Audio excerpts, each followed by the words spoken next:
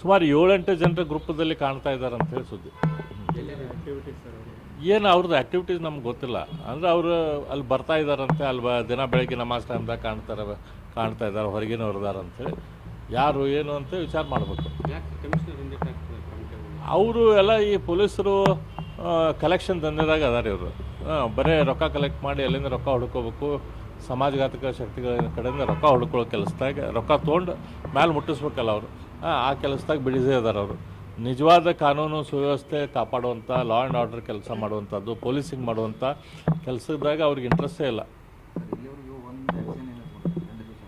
8 ದಿನ ಆದರೂ ಕೂಡ ಇನ್ನೊಬ್ಬ ಬಗ್ಗೆನೂ ಒಂದಿನೂ ಆ್ಯಕ್ಷನ್ ತೊಗೊಂಡಿಲ್ಲ. ನನಗೆ ಗೊತ್ತಿದ್ದ ಮಟ್ಟಿಗೆ ಯಾರನ್ನ ಕರೆದು ಎನ್ಕ್ವೈರಿ ಮಾಡಿಲ್ಲ. ಏನಿಲ್ಲ, ನನಗೇನು ಉತ್ತರನೂ ಬಂದಿಲ್ಲ ಅವರಿಂದ. ಹೋಮ್ ಮಿನಿಸ್ಟರ್ ಆಫೀಸಿಗೆ ಪತ್ರ ಮುಟ್ಸುವಂಥ ಕೆಲಸ ಮಾಡಿತ್ತು ನಾನು. ಇಲ್ಲ, ನಾನೇನು ಫೋನೇನು ಮಾತಾಡಿಲ್ಲ, ಆದರೆ ಪತ್ರ ಮುಟ್ಸುವಂಥ ಕೆಲಸ ಮಾಡಿದೆ. ಕಾಂಗ್ರೆಸ್ ಸರ್ಕಾರನ ಹೊಣೆಗಾರ ಆಗುತ್ತೆ, ಪೊಲೀಸ್ ಇಲಾಖೆ ಹೊಣೆಗಾರಿಕೆ ಆಗುತ್ತೆ.